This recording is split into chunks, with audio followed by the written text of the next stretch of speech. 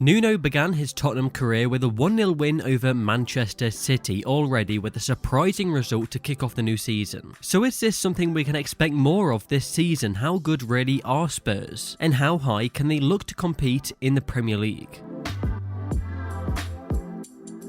When you look at the Premier League table, usually you start from the very top, and at the very top at the moment is Tottenham Hotspur, and we can see that on the sponsor of this video, OneFootball. We can see that they've got 9 points from 3 matches, and they've done that while scoring 3 goals and none conceded, so clean sheets in all of their matches so far. What you can then do on OneFootball, and what is really great, is you can view detailed statistics on each team. In their 3 matches, they've made over 1,100 passes with an average possession of 45%, and their 3 goals, we can see that only one of them has been scored inside the box, the other 2 have been outside the box, and one was from a set piece. To view detailed stats like this, the latest scores and the latest news surrounding the Premier League or any of the European leagues, download OneFootball on your phone, and you can do that by clicking the link in the description.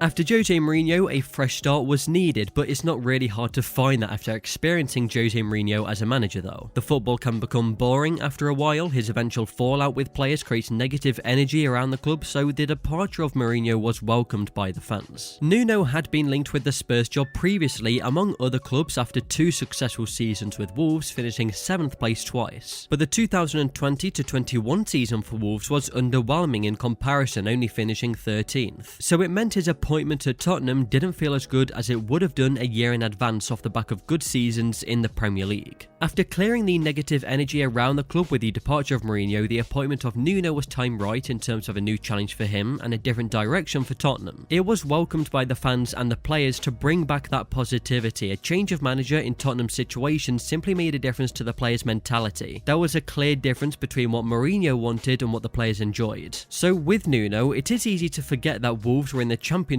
as recent as 2018. Since then, he guided them to back-to-back 7th place finishes in the Premier League, to the semi-finals of the FA Cup and the quarter-finals of the Europa League. The style of football at times wasn't too positive or entertaining, but the entertainment came in the way of players such as Jota, Traore, Neto, Podence. They're all fast, skillful wingers that excite fans when watching Wolves, and that's what we're going to get to with Tottenham in a little while. 2 7th place finishes shows that Wolves didn't quite have enough to push into that top 6. Nuno got them performing to the best of their ability, but they couldn't quite push on further than that. Therefore meaning that there is good reason that Nuno can take Tottenham further than what he did at Wolves. With the extra finances, quality of players, Nuno can achieve something good at Tottenham. So let's look into that further and exactly why Nuno at Spurs could surprise some people this season.